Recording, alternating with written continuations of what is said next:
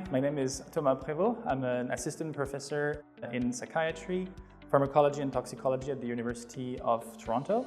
And I was a 2024 recipient of the Labatt Family Network Catalyst Grant. The project that we are working on is actually focusing on the impact of maternal obesity on the risk of developing postpartum depression in the mothers, but also in developing depression in the offsprings.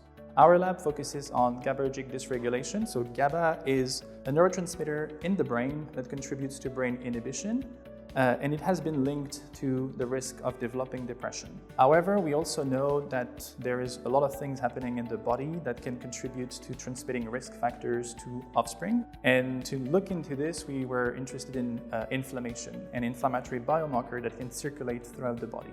The long-term translation impact of this type of work that we will be able to establish a full timeline of the changes that happens both in the mothers but also in the offsprings. And we actually found something very interesting in the offspring, because offspring mice, when they reach adulthood, they don't necessarily show any signs of anxiety or depressive-like behavior or cognitive deficits yet. However, when we look at their brain, we have noticed that there is a downregulation of a particular type of receptors in the brain from the GABAergic system, which is linked to the regulation of stress and the regulation of anxiety-like behavior.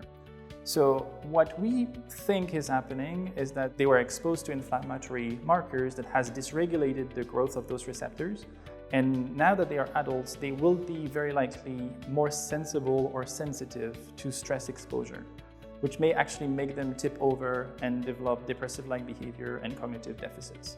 And we are very excited about this because that identifies already a potential biological pathways that we can target to intervene for therapeutic intervention. I really want to thank you for your support and trust in my research and research program in general.